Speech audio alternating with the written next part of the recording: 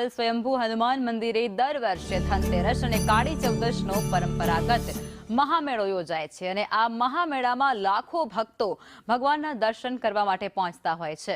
ગઈકાલે ધનતેરસની રાત્રિએ મહાઆરતીનું આયોજન પણ કરવામાં આવ્યું હતું, જેમાં અઢળક ભક્તો ત્યાં પહોંચ્યા હતા।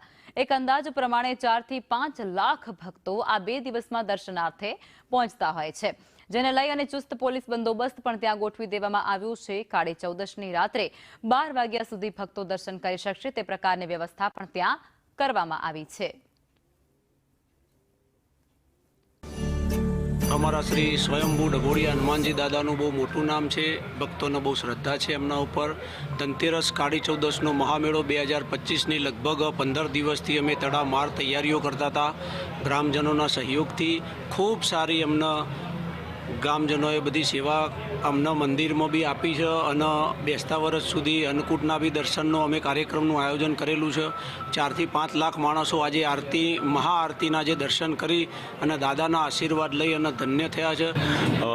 વર્ષોથી કાળી ધનતેરસના દિવસે રાત્રે 12 વાગે આરતી મહાઆરતી થાય છે, એમાં લગભગ લાખોની સંખ્યામાં બધા દર્શનાર્થી આવે છે અને આ વખત તો બહુ અનોખો લગભગ અમે ઉજવાયું છે અને પરંપરા મુજબ બધી સારી આવી આ વખત વ્યવસ્થા કરી છે। હું અમદાવાદથી બોપલથી આવું છું દાદાના દર્શન કરવા, એમની શ્રદ્ધા બહુ સારી છે। જય બજરંગબલી। એમાં જે પવિત્ર દિવસ કાળી ચૌદશના નિમિત્તે વર્ષોથી ચાલી આવતી પરંપરા અનુસાર ધાર્મિક માન્યતાને ધ્યાનમાં રાખી દાદાના દર્શનાર્થે આવેલા છીએ। ગામમાં સ્વયંભૂ હનુમાનજી મંદિરનું ખૂબ પ્રાચીન મંદિર છે અને ખૂબ જ શ્રદ્ધાળુઓના વિશ્વાસ ધરાવતું આ મંદિર છે। અમારા મંદિરમાં દર વર્ષે કાળી ચૌદશના દિવસે મોટો લોકમેળો ભરાય છે। આ વખતનો કાળી ચૌદશના મેળામાં ખૂબ મોટું આયોજન હતું અને શ્રેણીબદ્ધ કાર્યક્રમો ટ્રસ્ટી મંડળ અને ગામ આગેવાનોના સહયોગથી કરી રહ્યા છીએ।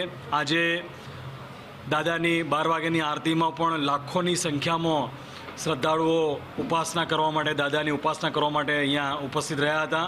અમદાવાદથી આવું છું, હું લગભગ 8-9 વર્ષથી આવું છું રેગ્યુલર દર ચૌદસે આરતી માટે અને મારી શ્રદ્ધા રોજને રોજ વધતી જાય છે અને મારા બધા જ કામ આવાથી પૂરા થાય છે।